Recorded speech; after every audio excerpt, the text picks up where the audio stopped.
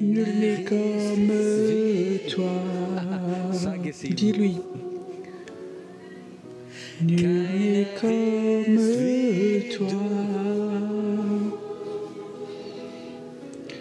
Nul n'est comme toi. Nul n'est comme toi. Oui, tu es si beau, dis-lui. Oui, tu es si beau. Oui, tu es si beau. Oui, tu es si beau. Fais-toi. Oui, tu es si bon. Oui, tu es si bon.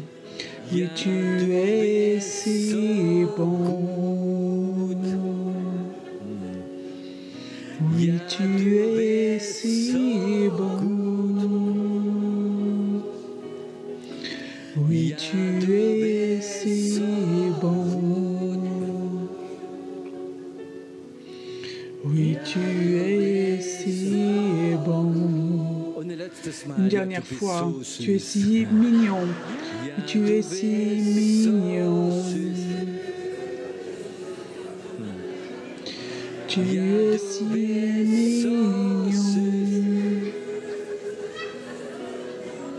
Tu es si mignon. Tu es si mignon. Et tout le peuple dit Amen. Merci.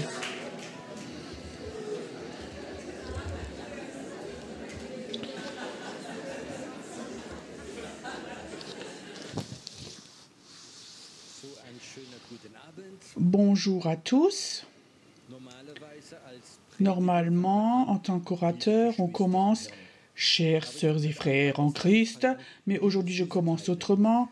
« Chères petites pâtisseries ». Cet après-midi, j'étais me promener avec mon vélo, un peu roulé, et honnêtement, j'avais oublié combien la Suisse est belle. La Suisse est si belle. J'ai roulé comme ça et de temps en temps, je m'asseyais sur un banc et je regardais comme ça ces montagnes, le paysage. Je disais waouh! Et je roulais comme ça, je suis dans le virage et j'avais une telle vue et j'étais tout seul et comme ça, je commençais à jubiler, à crier de joie. Comme ça, je laissais sortir ma joie et j'avais oublié. Et j'ai vu qu'il y avait 2 personnes sur un banc.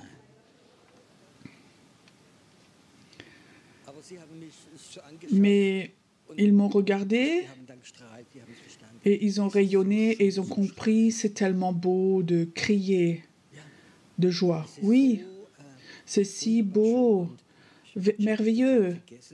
Et j'avais complètement oublié combien ça peut être beau. Alors je suis rentrée dans ma chambre après. C'est comme si j'essayais comme ça, de mémoriser de 150 images, toutes ces vallées, ces montagnes, ces prairies, ces vaches. De temps en temps, il fallait que je sonne pour qu'elles s'enlèvent. Là, je marchais sur la rue. C'est la liberté en Suisse. En Allemagne, les vaches sont aussi libres. Elles vont à l'abattoir, tout simplement, directement. Ok. J'aimerais commencer avec un texte biblique. Il existe aussi dans un chant et parfois on peut mieux mémoriser un chant qu'un verset biblique comme ça parce que ça se mémorise en chant. Vous connaissez ce verset ou ce chant? Le refrain, vous connaissez? Dieu est avec moi, un héros fort. Dieu est avec moi, un héros fort, un homme de victoire. Dieu est avec nous, un héros fort, un homme de victoire. Dieu est avec nous, et il va devant nous. Dieu est avec nous, un héros fort, un homme de victoire. Lui, il va devant nous. C'est très facile à chanter, c'est aussi facile à croire que Dieu est avec toi. Tu sais, parfois on entend quelque chose, on voit quelque chose, on peut même le chanter, mais cette conscience 24 heures que Dieu est avec toi, tu sais, si Dieu est avec toi, alors parfois on se comporte autrement. C'est juste. Dans le Vieux Testament, Dieu est toujours, la majorité du temps, que Dieu est avec nous. C'était dans l'Ancien Testament l'arche de l'Alliance. Et quand le peuple d'Israël était en guerre et les prêtres amenaient l'arche de l'Alliance, ils savaient Dieu est avec nous. Quand Josué est traversé le Jourdain pour aller dans le nouveau pays, et les prêtres sont venus avec l'arche de l'Alliance et ils ont mis le pied dans l'eau. L'eau s'est arrêtée et ils sont montés comme un mur et ils savaient que Dieu était avec eux. Quand l'arche de l'Alliance est là, on savait Dieu est là. Avec Moïse, quand ils ont traversé le désert, Dieu aussi était avec eux. C'était la nuit dans le feu et en journée, c'était un nuage qui était là. Et ils savaient. Et il y a ce chant connu qu'on a chanté depuis « Lève-toi, armée, ta victoire est proche ». Ce texte de ce chant vient de ce temps de Moïse où le peuple d'Israël était longtemps sur place et après ils ont dit « Dieu, lève-toi, lève-toi, viens avec cette nuée ou avec ce feu et va et on te suit ». Et ça, c'est Dieu avec nous. Mais dans le Nouveau Testament, on a l'Église pour ça. De beaux immeubles et des pasteurs. C'est juste ça? Non? Ça, c'est pas Dieu avec toi. On a quelque chose d'autre que Dieu est avec nous. La Bible dit, nous sommes scellés, on a une garantie par le Saint-Esprit. Le Saint-Esprit en nous. C'est le temple, c'est la garantie que Dieu est avec nous. Tu comprends? Il y a des chrétiens qui disent, oui, parfois je prie, mais Dieu n'est pas là. Dieu est en toi d'abord. Dieu, et s'il est en toi, il est aussi avec toi. L'histoire de Ruth, vous connaissez, là où tu vas, j'irai. Ça me rappelle une histoire, il y a quelques années. J'avais fait un séminaire en Turquie. Et avec joie, j'avais déjà commandé l'hôtel et tout. Et un frère de l'église, un collaborateur, de caractère, il était assez dominant. Et il vient me voir, il me dit, j'avais remarqué, il était très excité. Et aujourd'hui, il est chez le Seigneur, c'était Georg. Il vient avec sa grande barbe, il vient me voir. Pierrot, comment tu peux emmener les gens de l'église dans un pays musulman, très accusateur? Moi, je les aurais jamais emmenés, j'irai jamais avec. Et alors, je suis allée rentrer, j'ai dit, Seigneur, est-ce que j'ai fait une erreur? Parfois, on peut aussi, par activisme, faire une erreur. Et j'ai prié, et Dieu me parlait, Pierrot, ne te fais pas de soucis, là où tu vas, je serai avec toi. Et tu vas le voir. Et mes anges vont être là avant que tu y vas, dans la salle où vous irez. Je ne l'ai raconté à personne, même pas à ce frère, j'ai raconté à personne. Quand on y allait là-bas, je me rappelle encore, à l'époque, on avait plusieurs jeunes qui étaient avec, et il y en avait un, je ne sais plus comment il s'appelle, ah si, Félix. Son père était très connu, un franc-maçon, après il s'est converti, et ce jeune était nouveau converti, il était aussi avec nous, et je sais encore, à 2, 3, on était rentré dans la salle pour poser les chaises. Je rentre dans la salle, les deux jeunes viennent avec. Et ce Félix dit, Piro, je vois des anges ici devant. Tu sais, il était nouveau converti. Dieu est avec nous. Et il nous envoie des anges qui nous précèdent. Je crois, ce soir, j'aimerais parler sur ce thème que Dieu m'a mis sur le cœur. Ce Dieu est avec nous, ce n'est pas une théorie, mais c'est une réalité, dans la mesure où nous le croyons, où nous l'acceptons. De vivre une vie où tu sais Dieu est avec toi. Si tu es dans sa volonté, si tu construis son royaume et tu veux apprendre à le connaître dans une mesure où tu ne peux pas l'imaginer, ce Dieu est avec toi. Parfois, c'est très difficile d'expliquer. Il y a un certain temps, j'étais invitée en France à prêcher et c'était à l'église officielle. J'étais pas encore là-bas. Et ce pasteur, parce que l'église n'était pas assez grande, il avait loué une salle. C'était peut-être comme ça à l'époque et il a presque obligé tout le monde là-bas de dire « vous devez venir, c'est une soirée chrétienne » parce que le pasteur dit « il faut venir dans le village », ils viennent. Et la salle était remplie jusque tout derrière, toutes les chaises étaient remplies. Et j'estime comme ça qu'il n'y avait peut-être même pas 20% de nouveaux convertis. C'était comme ça des habitués, et certains maris sont allés avec parce que la femme obligeait. Ils étaient assis comme ça, bras croisés. La louange était aussi solala. Et alors ce pasteur dit, j'ai invité ce frère Fay. Il me donne le micro. Il y avait une scène parce qu'il n'y avait pas d'autre place. Et j'ai commencé à prêcher avec tout mon cœur, avec des paroles de connaissance, de guérison, des paroles prophétiques. Je fais comme s'il n'y avait rien, le signe du miracle. Après le culte, ma femme vient me voir, elle vient et dit « Piro, je ne comprends pas comment est-ce que tu peux, dans une telle atmosphère, être comme ça, tellement léger, relax, raconter les signes des miracles, comme si tu faisais tous les jours chez eux, là. » Et effectivement, j'étais tellement relax, même peut-être plus qu'à la Tauba. J'ai dit à mon épouse, tu sais, Dieu est avec moi. Tu comprends? Si Dieu est avec toi, tu peux faire les choses les plus folles. Mais il faut que tu aies la conscience. Tu ne viens pas avec tes théologies, tes dons, avec ton savoir biblique pour enseigner, mais tu viens parce que Dieu est avec toi et que tu es conscient, tu n'as rien à donner sauf Dieu. Et ça, c'est quelque chose qu'on doit de nouveau prendre.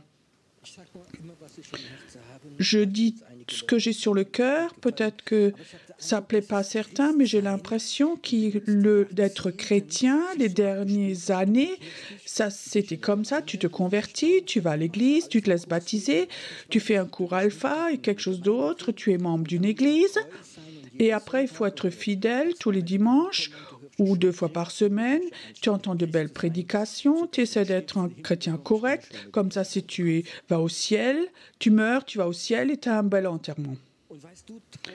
Et tu sais, des milliers de chrétiens, ça fonctionne comme ça, parce qu'il n'y a rien de plus, il n'y a rien d'autre.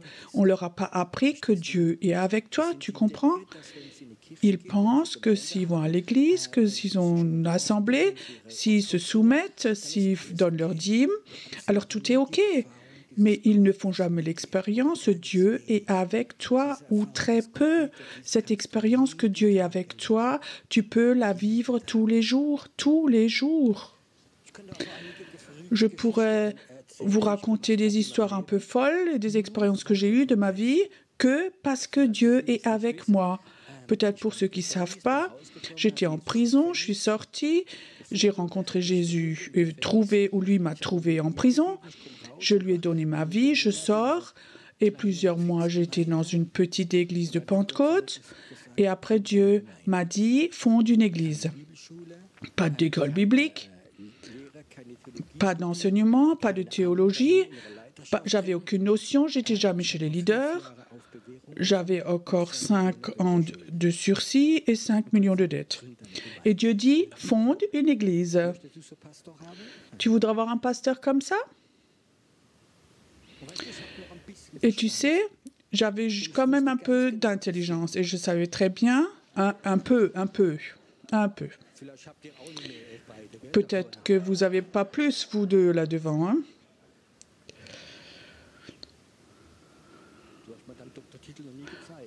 Tu m'as jamais montré ton titre de docteur. Hein?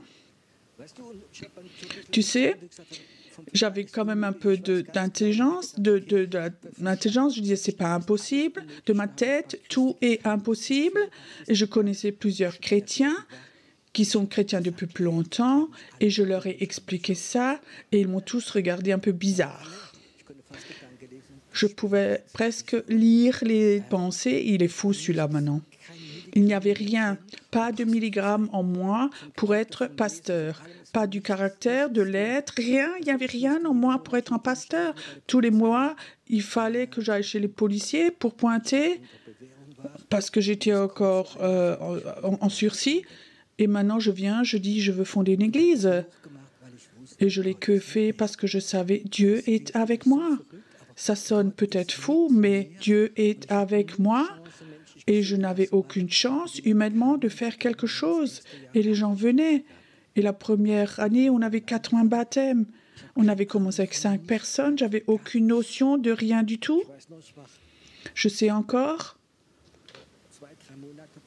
Il y a 2 mois, j'étais 3 mois pasteur et quelqu'un est mort qui n'appartenait même pas à l'église, mais la femme était chez nous, son épouse, et elle disait, Pierrot, il faut que tu enterres mon mari. J'étais dans ma vie jamais à un enterrement. Et je ne connais pas de livre avec des enterrements. Et l'enterrement était à Leimen, et l'homme travaillait à Timenwerk, à Heidelberg, et tous les responsables et les gros boss, ils sont venus. La prominence était là. Il y avait peut-être 5 croyants dans toute la salle, et la salle était remplie. Je n'avais jamais fait d'enterrement. Donc le cercueil était là avec le mort. Je me rappelle même plus ce que j'ai prêché, ce que j'ai raconté.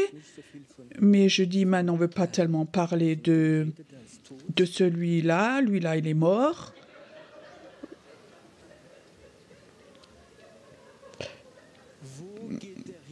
Où est-ce que lui, il va? Comme ça, j'ai même tapé sur le cercueil.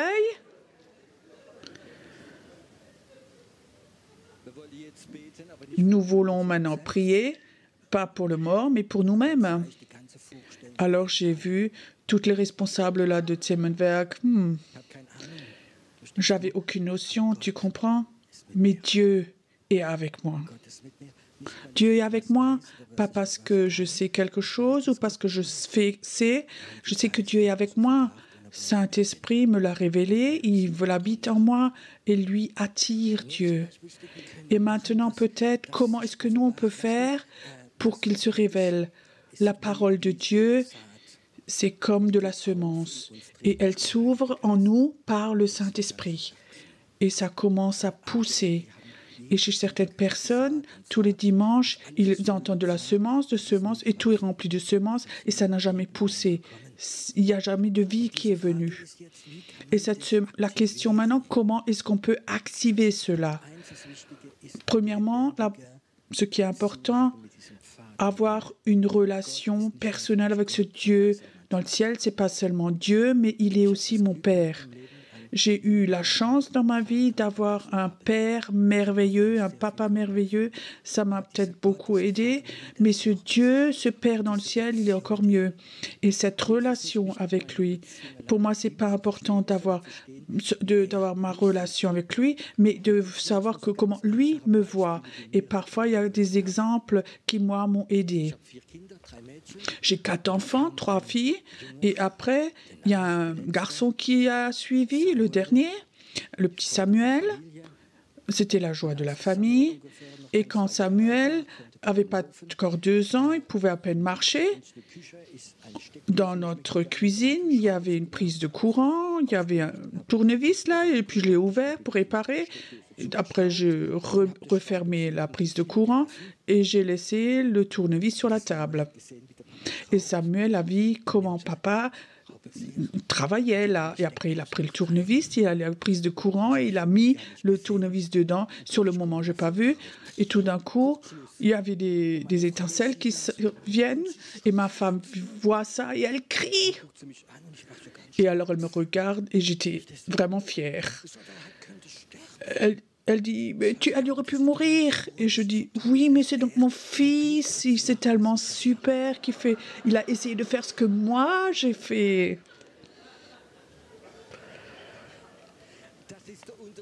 Ça, c'est la différence entre hommes et femmes. Les femmes sont émotionnelles. Et je le regardais avec le tournevis, il me regardait aussi. Et il y avait vraiment des étincelles qui sortaient. Il me regarde et j'étais si fière de mon fils. Qu'est-ce que je veux vous dire avec cette histoire? Combien est-ce que ton Dieu peut être fier de toi quand toi, comme ce petit Samuel, tu essaies de faire comme lui? Est-ce que vous avez déjà réfléchi que Dieu, parfois plein de joie, il peut être plein de fierté quand tu agis comme lui agirait? Si toi, tu imposes tes mains à quelqu'un pour prier et ta voisine vient, j'ai tellement mal au dos, et le médecin est en vacances, et tu dis, venez voir, je vais imposer les mains, on va dire à cette douleur de partir. Et tu sais très bien, Dieu est avec toi. Et tu fais ça, et tu regardes vers lui, ce Dieu qui regarde en bas. C'est bien, mon petit, t'as bien fait. Comme ça, tu construis cette relation avec lui. Pas une relation religieuse, ce que tu as le droit de faire, de pas faire, ou ceci, cela. Je crois que c'est tellement d'important, cette relation avec lui, et de regarder comment lui voit ça. Il y a plusieurs années, dans mon église, j'étais assez jeune pasteur. On avait un couple dans notre église et le couple s'est brisé, l'homme était fautif. Ils se sont aussi divorcés plus tard. Et quand ils ont donc demandé le divorce, ils étaient tous les deux dans notre église et plusieurs frères viennent me voir. Ils disent, Pierrot, cet homme, tu n'as plus le droit de le laisser rentrer. Ce n'est pas OK, donc le couple est brisé, la femme est blessée, tu ne peux plus le laisser rentrer, c'est lui qui a péché. On a une église sainte, pure. Ça m'avait touchée. Alors je dis, les frères, avant que je prenne une décision, je vais prier. Et parce que je sais que je n'ai pas de notion, je vais vers le Père du ciel. Et je dis, Seigneur, tu vois ce que ces frères ont dit. Est-ce que je dois dire à mon frère de plus venir? Ils ont dit que l'Église est sainte et ceci, cela. Alors Dieu m'a parlé, m'a dit, c'était l'époque où mon Samuel avait 6-7 ans. Alors Dieu me dit, imagine si ton fils Samuel se marie, il ferait la même faute que lui. Il ferait la même faute, son mariage était cassé, il est fautif. Et un jour, il sonne à ta porte, il dit, papa, j'ai faim, est-ce que tu as quelque chose à manger? Est-ce que tu le laisserais rentrer ou pas? Et je dis, mais bien sûr, c'est donc mon fils. Et s'il a faim, je lui donne à manger. S'il veut dormir, il peut aussi dormir. Et Seigneur, s'il a besoin d'argent, je lui donne. Et Dieu dit, tu vois, c'est toi. Mais est-ce que je ne suis pas mieux que toi? Pourquoi est-ce que toi, tu dois à mes enfants refuser le pain s'il veut venir à l'église et trouver la présence de Dieu? Et comme ça, j'ai appris la théologie. Pas au travers, il est écrit, il faut ceci, cela, mais comment est cette relation avec Dieu? Comment Dieu voit les choses? Je sais aussi qu'il y a des temps où Dieu n'était pas très enthousiaste de Pierrot. Quand Pierrot blesse quelqu'un, quand Pierrot est un peu gauche et blesse quelqu'un, Et je sais, Dieu n'est pas tellement fier de moi. Il n'est pas... Mais Dieu ne s'en va pas à cause de ça. Et surtout quand je sens et que je dis, Seigneur, je suis désolé. Père, pardonne-moi. Alors je sais, c'est de nouveau enlevé. Je crois que c'est tellement important, cette relation avec le Père dans le ciel, de l'avoir. Il y a des chrétiens, je veux juger personne. Il y a des gens, ils parlent que de Jésus. Jésus, je t'aime, fais ceci pour le parking, ceci, cela. Mais je n'ai jamais entendu parler avec leur Dieu dans le ciel. Jésus est le Sauveur et le chemin vers le Père. C'est juste ça. Jésus a donné sa vie pour toi et moi nous emmener vers le Père. Jésus a dit, ça c'est mon épouse, Pierre, elle est là, j'ai fait mon job, je prie pour elle, encore je vais être là. Mais Jésus a une soif, un désir que tu connaisses le Père. Et j'ai l'impression que chez certains chrétiens, quelque chose ne s'est jamais développé. Ce Père, Dieu est avec moi. Bien sûr, tu es sauvé si tu crois en Jésus-Christ. Bien sûr, c'est que tu es sauvé parce que tu as donné ta vie à Jésus et parce qu'il a pardonné tes péchés. Bien sûr, mais c'est autre chose. Ce Dieu dans le ciel, de l'avoir, lui, ce Père qui peut être fier de toi, qui est le Père le plus fort de tout l'univers, ce Père qui a créé l'univers, c'est ton Père, c'est mon Père. Et si tu as cette conscience de ça, alors tu oses de faire des choses folles. Et dans ma vie, j'ai fait des choses folles, j'ai eu le droit de les faire, que ce soit dans le visible ou dans l'invisible. Je sais encore quand on aurait pu acheter l'église parce que la vente aux enchères était là. Je savais, Dieu disait, cet immeuble, vous allez l'avoir. Alors, j'avais un frère dans l'église, il travaillait à la banque, dans un niveau assez haut. Il disait, Pierrot, je t'aide pour financer l'église. Alors, il m'a fait tout un dossier. Parce que c'est assez difficile, il a dit, c'est difficile, vous êtes une église jeune, vous n'avez pas d'argent fixe pour avoir un crédit, mais je vais quand même mettre un plan et je vais ramener ça aux collègues. Alors, on avait un rendez-vous, on était chez le directeur de la banque, c'était aussi notre banque de notre maison, et on avait besoin d'1 million, là, un crédit. Et j'ai remarqué, cet homme était assez arrogant. Vous êtes qui, vous? Vous n'êtes pas une entreprise. Alors il dit, OK, juste parce que je connais votre ami là, je fais ce crédit. Il y a tellement tant de pourcents. Et lui, vous, personnellement, il faut pour 100 000 €, il faut signer pour une caution comme sécurité. Et ceci, cela. Mon ami se réjouit déjà à côté parce qu'il a oui pour le crédit. Et pendant qu'il parle, Dieu me dit, dis-lui, tu ne veux pas son crédit. Je regardais le banquier et je dis merci pour cette proposition, mais ça ne m'intéresse pas, je ne vais pas le prendre. Le banquier était fâché et mon ami à côté qui était avec, il était choqué. Il dit, Pierrot, dans 8 jours, il y a la vente aux enchères, tu recevras nulle part un crédit d'une banque parce que tu n'as pas de relation. Je sais, de l'intelligence, je sais, mais mon père a dit, je ne dois pas le faire. Le soir, c'était le lundi soir, j'arrive au bureau et la réalité vient. Vous connaissez la réalité? Elle vient.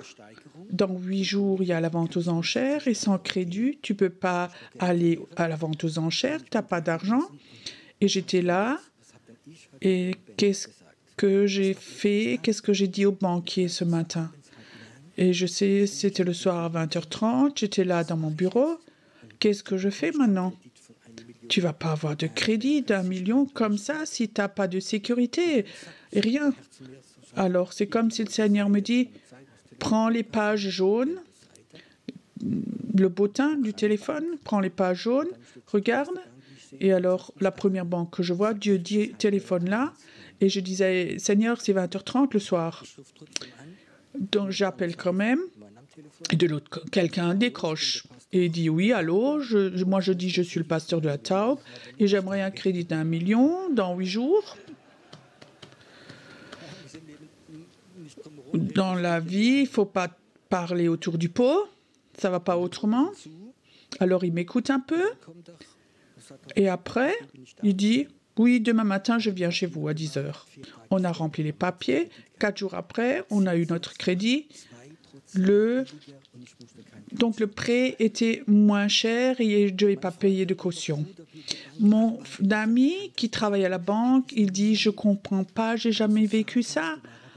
Mais ces choses-là, tu peux les faire quand Dieu est avec toi. Tu sais, je n'ai pas la capacité avec mon dossier d'influencer un banquier, mais cet homme l'a fait. Et je peux te dire, tu peux dans la vie vivre les histoires les plus folles quand tu sais que Dieu est avec toi. Dans le monde visible ou invisible. Je vais vous raconter quelque chose d'invisible. Pour certains, c'est un peu fou. J'avais eu un temps, c'était dans la ville de Mannheim, où Dieu me disait des quartiers où il y avait des démons, et souvent c'est à des croisements, où il contrôlait des parties de ville. Et Dieu dit, là, tu vas nettoyer, tu les enlèves, les démons. Et pendant toute une semaine, j'ai fait ça. Et quelque part, j'étais satisfait, j'avais fait. Et le soir, le Seigneur me parle et dit, c'est difficile à expliquer. Le démon principal de ce quartier est très, très fâché contre toi. Et il a demandé, il veut te confronter, il va avoir une confrontation avec toi. Ma première réaction était, Seigneur, si tu es avec moi, j'irai. Il dit, OK, ce soir, juste avant minuit, dans cet endroit, au croisement, la confrontation aura lieu. Je suis allée là-bas et j'ai même pas dit à mon épouse, pas au groupe de prière. Je savais, Dieu est avec moi. J'aurais pu maintenant appeler 50 personnes, quelques pasteurs et tout. Je suis allée là-bas et je sais encore, j'étais là à ce croisement. C'était le soir, juste avant minuit. Alors je regarde dans une rue comme ça, je vois, c'était la rue principale qui traverse tout Mannheim, et je vois qui vient vers moi. C'est comme un film, c'est comme encore en moi, c'est comme dans Ben-Hur. C'est comme ça un char, et derrière il y avait un homme dessus, et c'était comme un film. C'était comme ça un homme avec un casque, longs cheveux, fourrure et des gardes. Et devant, je vois qui tiraient ce chariot. Je pensais d'abord que c'était des chiens qui tiraient ce char. Alors je vois quand ça se rapproche, ce n'était pas des chiens, c'était des démons sur 4 pieds qui couraient. Et le Seigneur dit, tu vois, ils viennent pour te confronter. Et je voyais comme ils viennent vers moi dans cette rue. Et je voyais cet homme qui était là, ce démon principal, c'est son regard, et ce regard, il avait de la haine dans son regard. Maintenant, je ne vais pas l'anéantir. Et Dieu me dit, maintenant, va à l'encontre et montre que tu n'as pas peur. Et je marche quelques pas, et je pensais, maintenant, la confrontation va avoir lieu. Et au moment où ça allait se faire, il y avait comme une explosion, ça faisait pfff. Et je vois plein de morceaux partout qui allaient dans le monde invisible. Et j'étais là et je disais, c'est tout, Seigneur? Le Seigneur dit, non, c'est pas tout. Ce démon principal de ce quartier-là, il a dit à ces démons, moi je vais punir, confronter, détruire cet homme. Et ces démons qui ont couru autour, ils ont vu qu'il avait perdu, qu'il avait menti. Et eux vont le tuer là en haut. Et ce quartier va être libre de plus en plus. Cette histoire semble bizarre, peut-être folle, mais si tu sais que Dieu est avec toi et que cette onction de Dieu est sur toi, il n'y a aucune peur, aucun doute, il n'y a rien qui vient vers toi, c'est comme s'il y avait quelque chose autour de toi. C'est là. Et il y a des moments dans ta vie, quand tu vis là-dedans, tu es là, tu es comme, tu as pas de peur, tu vas exprimer des paroles et tu vas faire des choses parce que tu sais Dieu est avec toi. Et si Dieu est avec toi, qui peut être contre toi? Et même si l'enfer viendrait, qui peut aller contre toi quand Dieu est avec toi là où tu es? Et j'ai appris, je vais aller où Dieu m'envoie quand il vient avec moi. Tout le reste n'apporte rien. J'ai rien à donner. Et je crois qu'il faut qu'on revienne à ce niveau où ce Dieu, notre Père, ce Père, qu'on ait de nouveau cette relation de Père-Fils. Si toi, en tant que petit enfant, tu avais une bonne relation avec ton papa, il dit, fais-le, la majorité des enfants le font parce qu'ils ont confiance en leur Père. Nous, on a plus confiance en notre savoir théologique, à notre expérience qu'en notre Père. Est-ce que c'est juste ça? On a tellement entendu prédications, lu de livres, vu de DVD, on a vu tellement de choses, mais on a eu peu de confrontation parce que notre conscience, cette fois, Dieu est avec nous, on n'a pas avec nous. Si Dieu est avec moi, je ne vais jamais faire quelque chose où Dieu ne dit pas que je dois le faire. Il y a des exemples, il y a des leaders, surtout dans des milieux charismatiques de l'âme. Imagine, il y a un culte de guérison, quelqu'un qui rentre en chaise roulante, qui est paralysé depuis 10 ans, et je dis, oh, qui veut prier pour cette personne? Tout le monde court vers cette personne, on impose les mains, on prie, on prie. Moi, je ne vais pas là-bas. Pourquoi? Je vais si Dieu me dit d'aller vers lui. Moi, je n'ai pas de problème. Si 2 chaises roulantes sont là devant moi, si Dieu ne dit pas « je dois aller », je ne vais pas là-bas. Si Dieu dit d'aller, je vais. Je ne vais pas faire des choses que Dieu ne veut pas de moi. Tu comprends? Il faut que j'apprenne à faire ce que Dieu me dit de faire. Et si tu as cela, Dieu est avec toi, tu fais souvent des choses folles et tu ne réfléchis pas.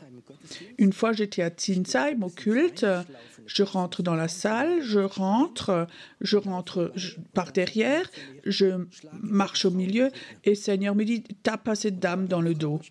Et là, il y avait une dame, je ne la connais pas, elle n'était jamais là, une bonne dame, je lui tape 60 ans, je lui tape dans le dos. Et j'espère que quand je marche à côté, qu'elle n'a pas remarqué que c'était moi qui lui ai tapé dans le dos. Et je marche devant, je fais comme s'il n'y avait rien, je prends le micro et je commence à prêcher. Alors, à la fin de la prédication, j'ai oublié, je rentre chez moi 2 jours après, elle appelle au bureau. « Allô, est-ce que je suis là chez Pirofet ?»« Oui. » Samedi, je dis « Oh !» Samedi soir, j'étais là, oui, c'est beau. Je suis la femme à qui vous avez tapé dans le dos. Ça pourrait peut-être Martin qui a tapé dans le dos. Hein?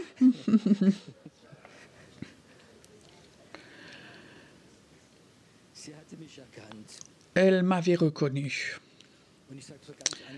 Et je disais correctement, oui. Alors, elle dit, vous pouvez imaginer, j'avais un rendez-vous à l'hôpital parce que j'avais comme ça un sternum entonnoir. C'est comme ça le sternum qui rentre dans la poitrine et il rentrait toujours plus et il mettait une pression sur le cœur. J'avais des problèmes de cœur et il fallait m'opérer en fait pour couper un morceau de cet os. Mardi, je suis allée à l'hôpital et le médecin a dit « Je ne comprends pas, tout est nouveau normal, on a besoin de rien faire. » Pas une belle prière, mais peigne.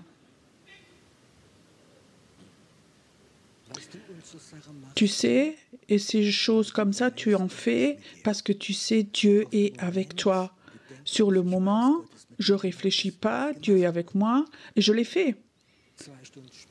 2 heures plus tard, j'étais insécure, j'étais plus sûre de moi. Qu'est-ce que cette femme pense de moi? Elle va peut-être plus revenir. Mais au moment où j'ai fait, j'étais persuadée Dieu est avec moi. Et je crois qu'il faut que nous apprenions cela de nouveau, en permanence, que dans le quotidien, que Dieu est avec moi. Et ça se peut que Dieu dit, mon enfant, j'ai besoin de toi, fais ceci, cela. Ton intelligence dit peut-être ça, on ne peut pas faire. Mais cette foi en ton Dieu doit être plus grande que ton intelligence. Je peux vous dire quelque chose ce soir? Ça, c'est un souhait de Dieu, c'est pas le mien. Un papa a de la joie quand ses enfants lui font confiance. Je suis un papa un peu bizarre aussi, avec ma fille l'aînée. Elle avait peut-être 1 an et demi. On faisait un jeu. Je la mettais toujours sur l'armoire de la cuisine en haut. J'ai reculé d'1 mètre et je lui ai dit « saute ». Et la petite a sauté. Encore papa, encore papa. C'était notre jeu. Je la mets encore une fois sur l'armoire de la cuisine. Et après, maman rentre.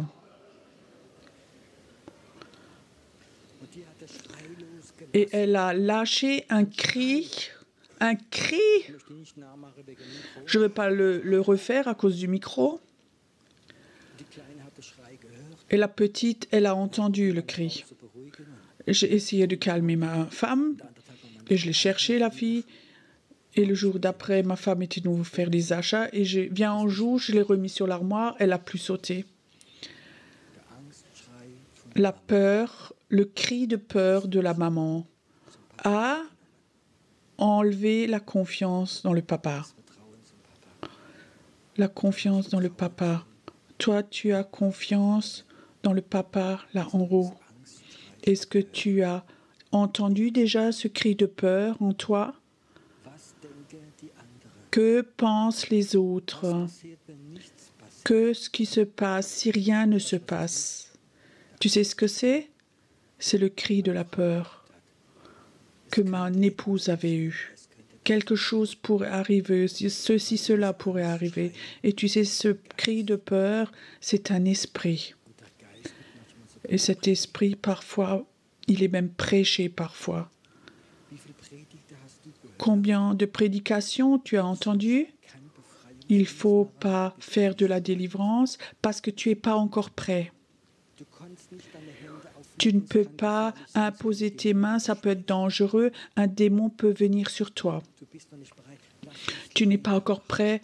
Laisse les leaders faire. Qui a déjà entendu des paroles comme ça? C'est beau. Tu sais, ça, c'est le même cri de peur que chez ma maman, que chez mon épouse. Ma maman criait aussi. La maman criait aussi. Danger. L'enfant était bloqué. Maintenant, je sais ce que Dieu voudrait faire. Il voudrait enlever ce cri religieux de la peur, l'enlever de toi. Il veut l'enlever, l'effacer. J'avais pas de notion de théologie, j'étais nouveau converti. Vous connaissez sans doute l'histoire. Nous avions un petit groupe de maison qui avait faim de Dieu. Ma belle-mère était complètement remplie de cancer et elle avait un souhait. Quand le médecin est là, j'aimerais encore visiter ma fille en Allemagne. Je n'étais jamais chez elle. Le médecin dit oui. Pas de stress, mais vous avez le droit d'aller chez votre fille encore. Donc elle est venue nous visiter. Les médecins ont dit encore plusieurs mois. Elle avait une tumeur, comme si elle était enceinte au 9e mois. Elle vient chez nous.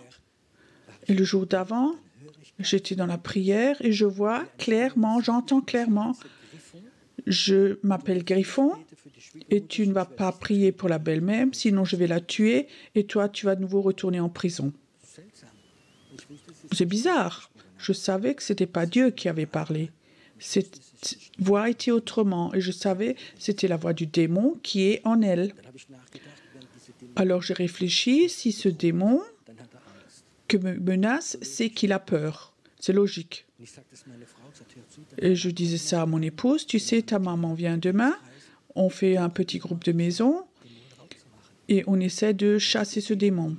J'ai jamais vu, j'ai jamais lu de livre, mais je fais ce que Jésus a dit, chasser les démons, guérissez les malades. Et alors la maman est venue. Et le matin, je me réveille et j'ai de la fièvre. Tellement de fièvre, j'allais mal. Je ne pouvais même pas lire la Bible, tout était flou. Alors, je vais encore réussir ce soir à faire notre petit groupe de prière. J'allais pas bien du tout. Et un frère avait une guitare, donc on chante le chant. Nous t'élevons, Seigneur, nous t'élevons. Et on chante dans l'esprit et on essaye. Et je me rappelle encore, il a chanté, on a chanté dans l'esprit. Et après, je savais maintenant, c'était le moment. Et ma belle-mère, elle a aussi chanté avec. Et alors, je vais chez elle, j'impose les mains et je dis au nom de Jésus, Griffon, va-t'en. Et ma belle-mère, comme un arbre, elle tombe en arrière sur le canapé. Et maintenant, mes pensées, maintenant, elle est morte et maintenant, tu vas en prison. Tu sais, il y a 2 ans avant, j'étais dedans, je sais ce que c'est la prison. Je dis, oh non, est-ce qu'elle est morte? Maintenant, je la regarde et tout d'un coup, elle ouvre les yeux.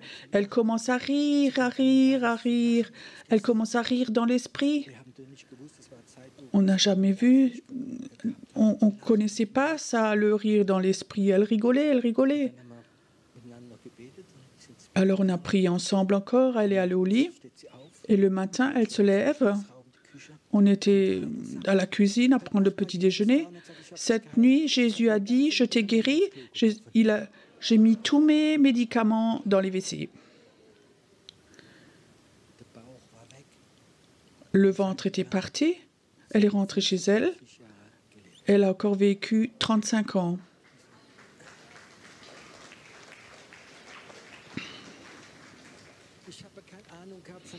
J'avais aucune notion de délivrance, j'avais pas de ministère, j'avais rien du tout. Mais Dieu est avec moi. J'avais la conscience qu'à ce moment, je vais aller parce que Dieu est avec moi. Et je crois qu'il faut qu'on revienne de nouveau à ce christianisme de l'époque. Dieu est avec nous, un fort héros, un homme qui est devant nous. Il n'est pas devant nous pour qu'on va à l'église et on entend de belles prédications. C'est pas pour ça qu'un homme de victoire marche devant nous. L'homme de victoire, il marche devant nous parce qu'il nous appelle à aller dans le combat. J'aime le combat quand il est fini. J'aime ce combat parfois qui est là. J'ai beaucoup vécu dans ma vie. On habitait dans une maison. On avait fait un séminaire à Pertisau, en Autriche. C'était vendredi saint. Et le samedi, on revient. Et la première maison, dans cette maison en rangée, il y avait un sataniste. Il avait accroché 2 poulets à son garage, morts, en sacrifice pour ses dieux. Et là, la confrontation a commencé. Je peux te dire, cet homme de job, mais il était dentiste, il avait un permis de pilote et son épouse était médecin en pathologie. Elle pouvait prendre tous les organes pour utiliser pour les sacrifices. Et si tu as des voisins comme ça, tu sais très bien comment est la confrontation. Alors il faut que tu aies la conscience, Dieu est avec moi, mais je ne fais rien que tu ne fais pas, que tu ne dis pas. Je sais que Dieu est avec moi. Et la confrontation était allée intensive et assez longue, et il venait toujours avant le culte pour faire du stress. Et un jour, je sais encore, c'était juste avant, juste à 15h30, à 16h, il y avait l'église, et il était dans son jardin, il construisait un escalier. Il était dentiste, mais il n'était pas doué avec les outils manuels. Et il essayait de faire un escalier en béton, et tout était de travers, et je regardais de loin. Et le Seigneur dit, va là-bas et aide-le. Seigneur, est-ce que tu sais qui il est? Va là-bas et aide-le. Je dis, écoute, c'est presque le temps pour aller au culte. Dieu dit, va là-bas et aide-le. Je suis au garage, j'avais comme ça une règle comme ça pour aller là-bas. Je disais, viens, c'est difficile, je t'aide. Il était choqué que moi je veux l'aider, je m'agenouille. Et en 10 minutes, j'ai fait son escalier là avec cette réglette. Et j'ai dit, je vous souhaite une bonne après-midi. Je suis partie. Et à partir de ce moment-là, tous ces démons avaient perdu leur puissance contre moi. C'était fini. Il n'y avait plus rien. Si mon père dit, ne pas combattre, va et bénis-le. Il faut que tu apprennes, Dieu est avec toi quand tu es obéissant. On peut dire, waouh, on vient, on se rassemble l'église, on fait du combat spirituel. Dieu a dit, va là-bas, aide-le à faire cet escalier. Il faut que tu apprennes, Dieu est mon Père et j'aimerais pas faire quelque chose que mon Père ne veut. Je ne veux pas aller dans le combat, chasser les démons. Si Dieu ne le dit pas, si Dieu dit je vais, peu importe ce qu'il dit. Mais si Dieu ne dit pas, je suis détendu. C'est mon Père, je suis en communion avec lui. Tu sais, Satan est capable de te mettre dans un activisme, dans un hamster comme ça, dans le rouleau de hamster, jusqu'à ce que tu es complètement à terre au bout du rouleau. Après, je ne veux pas devenir hyperactif avec des dons spirituels si Dieu ne le dit pas. Reinhard Bonke a raconté une histoire et elle m'a beaucoup plu. Il raconte l'histoire, on le voit sur le film après, on peut voir l'histoire. Il était en Angleterre, il prêchait dans une grande salle.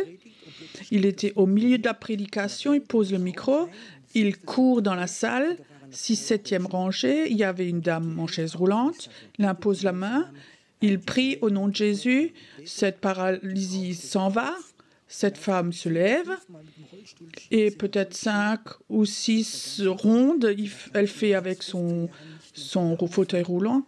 Elle marchait plus depuis 15 ans, elle est complètement guérie et par après elle est devenue évangéliste, elle prêchait. Tu penses que c'est une belle histoire, mais ce n'est pas le plus beau. Maintenant, je vous raconte ce qui est encore plus beau. Reinhard Bonke raconte que la nuit avant, dans l'hôtel où il dormait, il avait un rêve et il voit comme Jésus est là et il dit « Regarde » et il voit cette femme en fauteuil roulant. Et Jésus dit « Celle-là, je veux la guérir ». C'était un rêve. Et il avait presque oublié le rêve. Le matin, il fait son culte et tout d'un coup, pendant qu'il prêchait, il voit cette femme. C'est celle du rêve. C'est celle du rêve. C'est elle.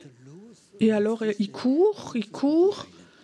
Il savait, Jésus veut la guérir. Il impose les mains et ça s'est passé. Quand nous apprenons à obéir, Dieu peut nous guider surnaturellement. Je vous raconte une dernière. J'étais nouveau converti. C'était à Munich. C'était une conférence de foi avec des gens très connus. On était invités, mon épouse et moi. On n'était pas encore pasteurs. On était invités. On va là-bas à la conférence de Munich. On était inscrits. On avait déjà payé la compte. Et 2 jours avant, Dieu dit, vous n'allez pas à Munich, là, vous allez à Innsbruck, une réunion des hommes d'affaires, où je n'avais pas encore de relation là-bas. Je dis ça à mon épouse, elle disait OK. Alors, on s'est inscrit à Innsbruck. En juillet, il n'y avait rien, il n'y avait pas de chambre, rien du tout. Donc, on avait une toute petite tente de personnes. Et là, on a dormi 3 jours sur un camping. Il n'y avait plus rien de libre, mais on était là-bas. J'avais des notions de rien du tout, mais je vais à la conférence, j'étais inscrit. Et alors, je suis à peine inscrit. Il y a quelqu'un des collaborateurs qui vient me voir. Écoute, on a un problème. Ce matin, on avait un orateur de France et le traducteur est malade. Elle n'est pas venue. Et maintenant, on a vu sur ton passeport, tu es français. Est-ce que tu pourrais traduire ? Je dis oui, OK, j'aime bien aider. C'était une conférence de presque 2000 personnes. Et j'aime bien faire. Si elle ne peut pas venir, je dis Seigneur, si tu m'as envoyé ici pour traduire, s'il n'y a personne, alors je le fais, c'est OK. Je suis allée devant pour traduire. On fait la louange. Et pendant la louange, Dieu me dit, il y a un homme qui est là, il est complètement paralysé, un problème de muscles, il ne peut plus marcher. Et j'aimerais le guérir à midi. Je suis traducteur. Je dis, Seigneur, je suis traducteur. Et je sais encore, en haut sur la scène, c'est une grande salle, donc le conseil d'administration, ils étaient tous assis là devant, de tous les pays. Et je dis, Seigneur, là, il y a le conseil d'administration. Je suis traducteur, remplaçant traducteur, Seigneur. Le Seigneur dit, Pierrot, si ses oreilles, je ne les reçois pas, je vais prendre les tiens. Je dis, OK, s'il faut. Alors j'ai traduit et à la fin, quand il a prié, j'ai dit à l'orateur, J'ai une parole du Seigneur, il me regarde un peu bizarrement. Un traducteur fait pas ça. Traduit, hein. Il dit, dis-le alors, il dit. Ah, c'était midi pile à ce moment-là. Je dis, écoute, tu es là, tu es paralysé, tu es maladie inguérissable, et Dieu a dit à midi pile, j'aimerais te guérir. Je vais jamais oublier ce jour. Au même moment, derrière, il y a une porte qui s'est ouverte. Il porte un homme comme ça, c'est un homme de Belgique, et je dis ça, et cet homme pousse un cri. Il m'a vraiment transpercé. Il a tellement crié de douleur. C'est moi, c'est moi. Ils ont emmené cet homme devant. Et cet homme dit, le micro, je ne pouvais plus venir. J'avais tellement des douleurs, je ne pouvais pas marcher. Je n'ai pas longtemps à vivre. Cette nuit, j'avais un rêve où Jésus me disait, à midi, il vient vers moi demain matin. À midi, tu vas là et je vais te guérir, il me disait. À midi pile, la porte s'ouvre et il rentre. Et Dieu a fait ce miracle. Tout nouveau converti. J'avais une notion de rien du tout. Et tu sais, alors je donne le micro au leader, le leader du conseil d'administration. Oui, maintenant c'est midi pile. Maintenant, on va tous au restaurant de l'autre côté. On va tous manger. Et à 14 heures, ça continue. Dieu vous bénit. Courte prière, voilà. J'ai prié pour l'homme et pour cette femme. Je descends sur la scène, je veux partir. Tout d'un coup, il y avait 200, 300, 400 personnes autour de moi. Ils parlaient, dont les orateurs sont partis, les responsables, et il y avait 300, 400 personnes. Il y avait des gens de la Tchécoslovaquie, de Pologne, de Roumanie, de Russie. Ils étaient tous là, je comprenais rien du tout, mais ils m'ont touché. Ils voulaient avoir la guérison. Ils avaient vu ce qui s'était passé. C'était rien qui avait à voir avec le programme de la conférence, mais le Saint-Esprit a bousculé le programme là. Tous les leaders étaient partis et nous, en tant que bébés chrétiens, on était là et on a vite prié, on a imposé, on ne pouvait pas communiquer avec eux. Et ça, c'est le programme de Dieu. Il fallait que je désiste Munich pour aller à Innsbruck. J'avais aucune notion, mais je sais une chose en ce moment. Dieu est avec moi si je suis obéissant. Dieu est avec moi, un homme de victoire, un héros de foi, un combattant. Il marche devant moi, derrière moi. Pourquoi?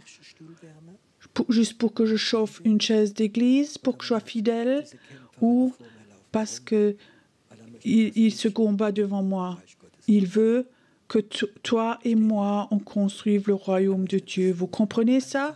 Il veut que toi, tu commences de nouveau à avoir ta confiance dans ton Père et que tu dis, le sacrifice le plus grand que je peux le faire, c'est t'obéir. J'aimerais t'obéir, Seigneur. Et tu auras comme ça des impulsions. Et parfois, ce cri de maman vient. Et si ça ne marche pas, que vont dire les autres? Ça, tu ne peux pas faire. Vous connaissez ce cri? C'est ce cri qui détruit ta foi. Où tu n'osais plus sauter. Ma fille n'osait plus sauter. J'ai parlé, mais elle n'osait plus de sauter de cette armoire de la cuisine. Le cri de la maman. Le cri de la peur a détruit quelque chose dans son âme. Ce cri, c'est une puissance spirituelle. Tu l'as entendu. Et c'est un cri de l'enfer. Et c'est le cri qui est dans la rébellion avec Dieu. Dieu dit tu peux. Et ce cri dit tu peux pas. C'est tout simple, l'évangile. Le cri de la maman, ce cri de la peur, je le connais. J'avais une maman peureuse et religieuse, je sais, et il fallait que je m'arrache d'elle, de faire l'inverse. Ce cri de la peur. Les prédications, j'ai aussi entendu, ça peut être dangereux, tu peux pas, il faut que ta vie soit en ordre, il faut pas que tu aies de péché, il faut que tu sois alors tu peux. Il faut faire l'école biblique et faire ceci, il faut te soumettre, il faut faire ceci, cela, alors tu peux peut-être. C'est un mensonge, c'est un cri religieux. Quand Dieu te dit impose les mains, alors fais-le. Quand Dieu te dit il faut que tu ordonnes, pas par propre force, parce que Dieu te le dit, alors fais-le. Alors tu vas voir comme Dieu est avec toi. J'aimerais faire quelque chose maintenant ce soir. J'aimerais que ce cri, cet esprit de peur qui t'a paralysé, ce soir, j'aimerais le détruire dans ta vie. Ou cet esprit de peur, tu ne peux pas, tu n'as pas le droit, tu n'es pas prêt, tu n'es pas assez bien, tu as encore des péchés dans ta vie, tu n'es pas pur assez. Ce cri-là qui est dans ton cœur, qui te freine tellement, ce soir, j'aimerais le tuer au nom de Jésus. J'aimerais faire quelque chose ce soir. Si ce cri, si tu as entendu cette voix, ça ne va pas, tu ne peux pas. Ce cri qui t'a paralysé et tu sais, il est accroché dans ton cœur. Alors lève-toi, j'aimerais prier pour toi. Lève-toi et mets-toi devant Dieu. Ce cri de sentiment d'infériorité, d'accusation, de mort, ce cri de la religiosité, ce cri du contrôle, cet esprit religieux qui t'a contrôlé. Au nom de Jésus, j'aimerais que ce cri qui nous paralyse de faire la volonté de Dieu, ce cri que cette onction a freiné cette onction de Dieu, je le détruis au nom de Jésus. Et tu t'en vas, tu quittes mes frères et sœurs, tu les quittes maintenant au nom de Jésus. Cet accusateur de frères, tu lâches maintenant au nom de Jésus. Tout ce que tu as tué, là où l'esprit de mort est là, je dis... Vous sortez de ces corps, tu sors de ces corps, au nom de Jésus, esprit de mort, tu sors maintenant, au nom de Jésus, tu t'en vas au nom de Jésus, tu arrêtes d'accuser, tu arrêtes de bouffer la foi au nom de Jésus, tu les quittes maintenant, tu t'en vas en enfer, ici tu n'as plus rien à faire, tu laisses ces hommes et ces femmes, tu lâches, parce que Dieu est avec eux, parce que Dieu est avec eux, parce que Dieu est avec eux, et maintenant, je veux que tu proclames quelque chose avec moi, que tu répètes maintenant une proclamation pour le monde invisible. Vous êtes prêts? Dieu est avec moi. Dieu est avec moi. Un héros fort, un combattant, un victorieux. Et c'est mon Père. C'est mon Dieu. Au nom de Jésus. Amen. Amen. Amen. Élève tes mains vers Dieu. Maintenant, reçois de nouveau une nouvelle foi que Dieu est avec toi. Reçois maintenant que Dieu est avec toi. Un héros fort et il ne va jamais te laisser tomber. Il ne te laisse pas tomber. Il est avec toi. Parce que tu es enfant de Dieu, parce que tu es sauvé, parce que le sang de Jésus te rend saint et pur. Merci Jésus, que le cri de peur ne reviendra plus et que ton peuple en Suisse surtout va être libre. Qu'en Suisse, de nouveau, des milliers d'hommes et de femmes ont cette foi. Dieu est avec moi. Ils seront sans peur. Ils seront dans le combat. Dieu va être avec vous. Je vois comme certaines personnes maintenant, la puissance de Dieu vient maintenant dans ton esprit. Reçois. C'est la puissance de Dieu qui te touche maintenant. C'est la puissance de Dieu qui te touche là où il y avait la peur maintenant. Il y a une foi surnaturelle qui vient en toi. Et le feu de Dieu va venir. Le feu de Dieu va te toucher. Et le feu de Dieu va venir.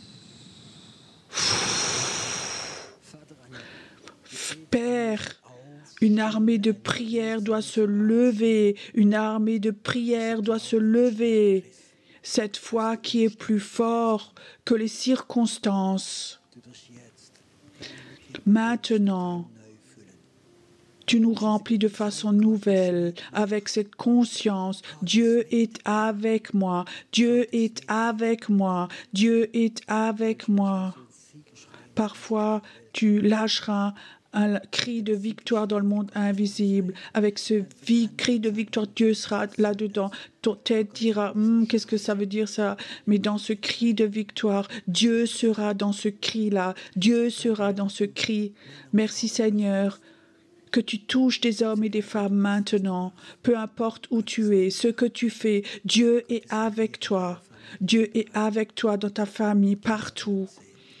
Et les enfants vont voir, ils vont le voir, que Dieu est avec toi. Merci Seigneur, que tu vas les utiliser, que ce feu va être là de nouveau. Seigneur, elle va exprimer des paroles dans le monde invisible. Et je vois comme un feu est libéré. Et les puissances démoniaques vont tomber de leur trône. C'est mon esprit, dit le Seigneur. C'est mon esprit, dit le Seigneur, qui va être comme un feu. Et Dieu n'a aucun intérêt à ton passé. Il est intéressé à ce que tu vas faire avec lui. Merci Seigneur que ce soit, qu'il y ait une libération ici, dans cette salle, une libération de foi, une libération de foi. Tu vas être avec eux. Tu vas être avec eux, Seigneur. Merci Seigneur que ce soir, ce feu de Dieu va toucher certaines personnes. Ce feu de Dieu, ce feu de Dieu, ce feu de Dieu, ce feu de Dieu, ce feu de Dieu, ce feu de Dieu, ce feu de Dieu. Tu seras comme Élie. Tu vas appeler ce feu, dit Seigneur. Merci Seigneur que la libération se fait ce soir et que la mort s'en va et que la vie vienne et que la vie vient. Que ce soir la vie vient dans cette salle. Que la vie vient dans cette salle. Il y a certaines personnes qui sont là, qui ont des problèmes de dos, qui ont des douleurs au dos. Cette rangée-là, il y a des gens, ils ont des problèmes de dos. Les derniers jours, vous avez mal au dos. Si tu as mal au dos ici, élève tes mains vers Dieu et dis maintenant au nom de Jésus, esprit de scoliose, tu lâches maintenant scoliose, tu lâches maintenant qui est venu de ton enfance déjà par la sorcellerie, d'autres choses. Je le brise, ta puissance maintenant. Tu t'en vas. Et Dieu dit, je ne parle pas seulement de ta scoliose, je te donne une autorité pour prier pour les mal de dos. Je te donne une autorité pour prier pour les mal de dos. Maintenant, tu dois être transpercé de la tête aux pieds maintenant. Ça vient sur toi maintenant. Dieu dit, tu vas guérir les malades. Tu vas parfois avoir un regard clair pour les malades. Tu vas aller et tu vas voir que Dieu est avec toi. Merci Seigneur que maintenant tu fais des miracles et que toute puissance démoniaque essaie de faire quelque chose contre, ça va s'en aller. Dans le monde invisible, il y a la liberté ici. Toute la journée, les jours suivants, on va vivre des signes et des miracles. Il y a aussi chez quelqu'un, comme quelqu'un est touché, il y a comme un courant qui traverse ta colonne. Tu osais même plus faire quelque chose, tu te sentais comme sans force et Dieu dit, je touche maintenant ta colonne avec une nouvelle force maintenant. La puissance de Dieu vient maintenant dans ton dos, ça vient maintenant sur toi, ça vient sur toi maintenant au nom de Jésus. Ça doit être un signe que la puissance de Dieu habite en toi. Merci Seigneur que là où des gens ont souffert de migraines, parce que ce cri de la peur, un jour, est rentré dans ta tête. Je ne vois pas les liens, mais quelqu'un, souvent, régulièrement, il y a ces migraines qui viennent sur toi. Mets ta main sur ta tête. Cet esprit de migraine, je veux le briser au nom de Jésus et je dis, ces migraines, tu ne vas plus revenir. C'est fini, c'est fini. Maintenant, tout s'en va de toi, tout te quitte, tout te quitte.